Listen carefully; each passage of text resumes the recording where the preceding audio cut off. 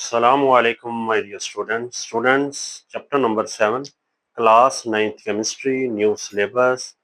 आज का हमारा टॉपिक है Bronsted Lowry concept of acids and base. Chapter का नाम भी एसिड बेस केमिस्ट्री है। अब दो साइंटिस्ट थे, एक का नाम था ब्रोंस्टन और दूसरे का नाम था लॉरी। इन्होंने मिलके एसिड और बेस के बारे में अपना कॉन्सेप्ट दिया, अपना नजरिया दिया, अपना पॉइंट ऑफ व्यू दिया।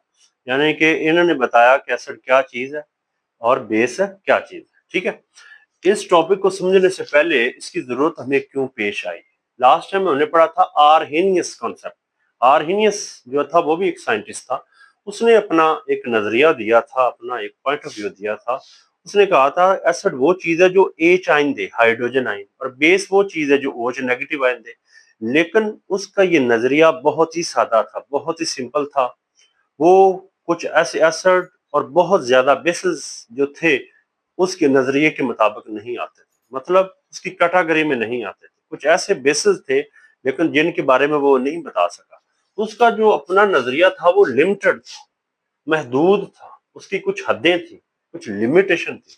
वो ये थी, उसके मुताबिक जो सोडियम कार्बोनेट एक कंपाउंड है Na2CO3, पोटाशियम कार्बोनेट या अमोनिया वगैरह, ये दरअसल प्रॉपर्टीज के लिहाज से बेसिस हैं। अब जब इनको पानी में डिजोल्व करें तो ये OH आयन बना देती हैं, एक बेसिक सॉल्यूशन बना देती हैं। ठीक है जी, लेकिन इनके बारे में वो नहीं बता सका था। उसके अलावा उसका जो नजरिया था, जो उसका पॉइंट ऑफ व्यू था, उसके मुताबिक वाटर मस्ट था।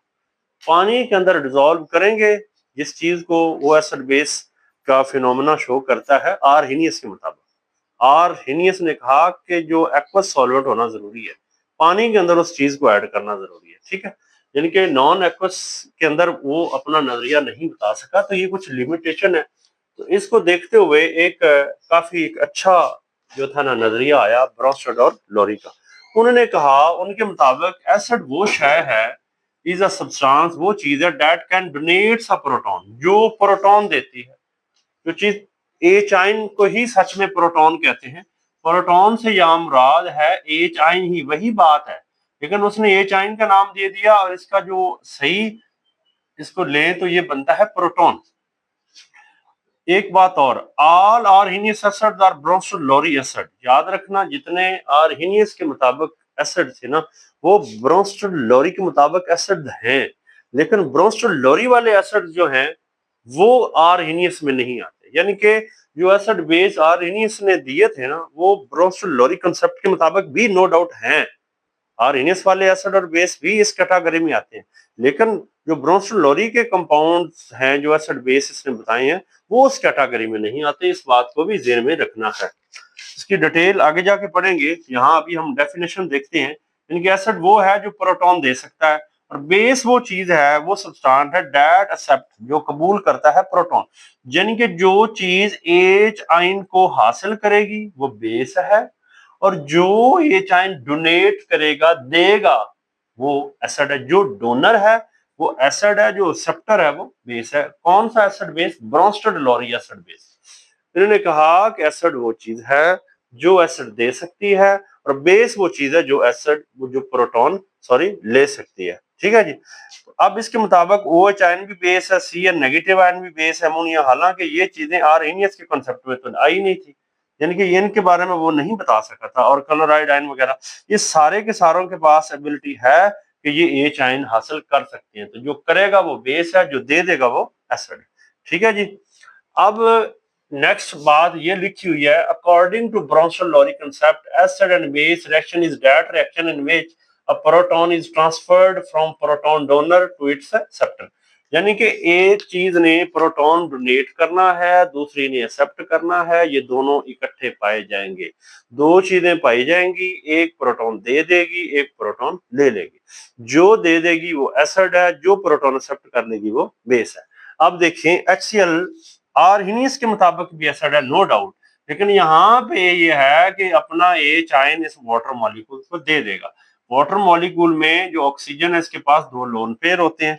ये वाले जो दो लोन पेयर हैं, यहाँ से जब ये आयोनाइज होता है, यानी कि H प्लस आयन में जाता है और Cl माइनस आयन में जाता है, नेगेटिव आयन में, H आयन को वाटर मॉलिक्यूल अपने साथ सराउंड करके ये चीज बना लेता है। H2O में एक H आ जाता है, H3O प्लस बन जाता है और Cl नेगेटिव आयन अलग हो जाता है। अब देखें, HCl ने अपना H आयन इसको दे दिया, वाटर को। अब इसने दिया है तो ये एसिड है और इसने एक्सेप्ट किया तो ये हमारे पास क्या है माय डियर स्टूडेंट, बेस है। और एग्जांपल लेते हैं। अब देखें, यही पानी है, यही इधर भी वही H2O है, इधर भी H2 है। यहाँ भी H2 इधर से H आयन को ले रहा है, यहाँ पे ये H2O इसको अपना प्रोटॉन दे देगा। ठीक है जी। अब यानी कि H2O में एक H प्लस आयन होता है, एक OH माइनस आयन होता है। तो यहाँ पे दो इससे मिले तो ये वाटर बनता है। तो H आयन अब इधर आ रहा है, जब ये लेगा ये बन जाएगा अमोनियम आयन, और वाटर ने अपना H आयन दे दिया तो ये बन जाएगा OH नेगेटिव आयन।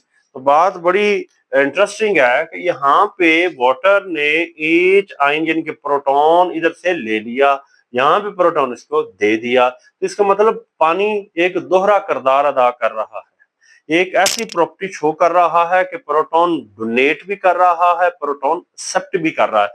इधर प्रोटॉन ले रहा है, कबूल कर रहा है, इधर इसको दे रहा है, अपना H आयन NH3 को दे रहा है तो NH4 प्लस बना ना।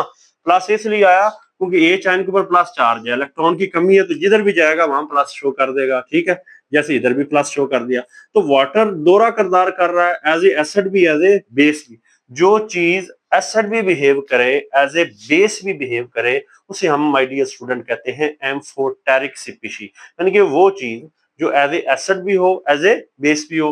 डिपेंड करता है कि वो किसके साथ मिल रहा है। HCl के साथ मिल रहा है तो एज ए बेस है, अमोनिया के साथ मिल रहा है तो as a acid.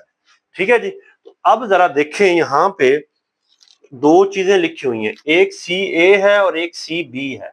Conjugate acid इसे कहते हैं, इसे कॉन्जुगेट बेस कहते हैं। Conjugate acid, conjugate base. अब देखें, यहाँ पे जो वाटर है उसने अपना प्रोटॉन दिया है, प्रोटॉन देने के बाद वो नेगेटिव आयन बन गया। इसका मतलब जो पहले एसिड शो कर रहा था अब वो बेस वाली प्रॉपर्टी शो कर रहा है, यानी कि प्रोटॉन लेना चाहता है। यानी कि अगर ये रिवर्स आएगा, ये दो तीनों से शो कर रहा है, ये रिएक्शन ऊपर भी और नीचे भी रिवर्सिबल रिएक्शन है।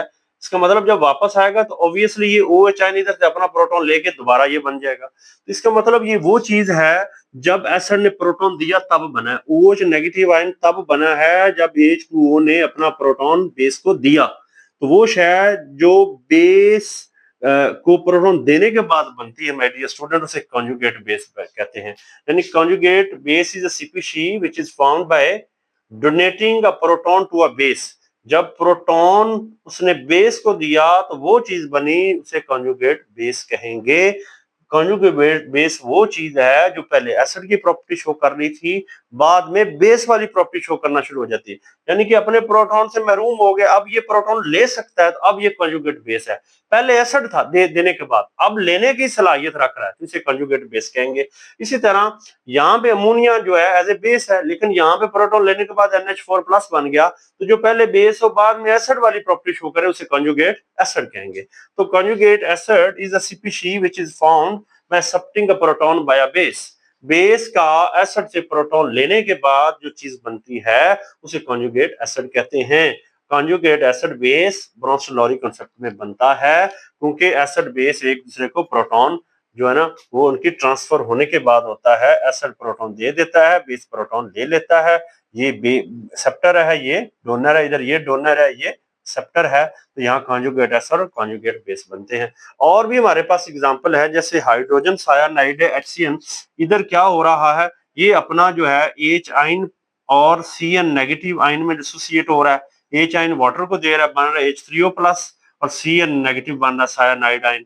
इस तरह HI में, यहाँ पे HI भी अपना H यानी कि प्रोटॉन जो है वो वाटर को शिफ्ट कर रहा है और H3O बन रहा है। तो यहाँ भी वही कॉन्जुगेट एसिड और कॉन्जुगेट बेस वाली बात हो गई है। तो यानी कि HCl जो है यहाँ पे एसिड है और HI भी यहाँ पे एसिड है, क्योंकि ये अपने अपने प्रोटॉन वाटर को दे रहे हैं। तो बात एक ही हमने देखी है कि जो चीज एसिड है वो प्रोटॉन डोनर है, और जो चीज बेस है वो प्रोटॉन एक्सेप्टर है। तो ब्रोंस्टेड एसिड और ब्रोंस्टेड लॉरी ब्रोंस्टेड एसिड और लॉरी ब्रोंस्टेड बेस के बारे में हमने पढ़ा है। ठीक है जी। तो ये था हमारे पास बहुत इंटरेस्टिंग टॉपिक, जो बड़ा ब्रॉड और वाइडली लेवल पे देखा जाने वाला कॉन्सेप्ट है, Bronsted Lowry concept about acid and base, जिसमें हमने कॉन्जुगेट एसिड, कॉन्जुगेट बेस के बारे में भी पढ़ा, एम्फोटेरिक के बारे में भी पढ़ा, और लिमिटेशंस को भी हमने डिस्कस किया यहाँ पे चीजें क्लियर होती हैं कि ऐसी चीजें जो आर्हेनियस ने छोड़ दी थी, एसिड और बेस थी, लेकिन उन्होंने चीजें बताई नहीं है, उनके बारे में भी हमने देखा। Thank you.